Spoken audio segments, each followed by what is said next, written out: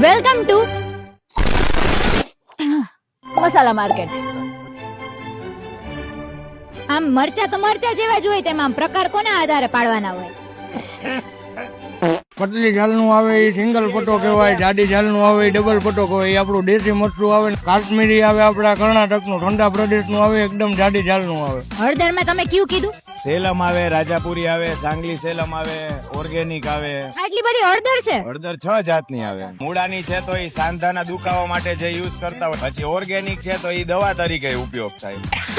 मुझे अपने घर जाना है. એમાં સૌથી તીખું મરચું કયું? सिंगल पट्टो.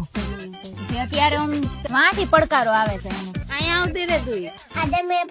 મસાલા તો છે પણ પ્રાઇમ છે જે બધી. ઓહ, એમાં આ બ્લેક કલર ની આ ભાઈ રાગીના ભૂંગળા છે. બટાટાનું ખમણ. આ મસાલા વાળા ગુરખા છે, આ ટમેટા વાળા ગુરખા છે, કલર વાળા, નાના ભૂંગળા, મોટા ભૂંગળા, તળવાના પાસ્તા. લાવે છે જો વેફર બનાવવાની તમને આળસ આવતી હોય ને તો અહીંયા આવીને લઈ જાજો, આ બધું મળે છે. તો આ હતી મસાલા માર્કેટ. હવે તમારા ઘરે મસાલા આવી ગયા છે કેમ એ કમેન્ટમાં જણાવજો, અને હા, આ વિડીયો કેવો લાગ્યો એ પણ કમેન્ટમાં જણાવજો. મળીએ બીજા વિડીયોમાં.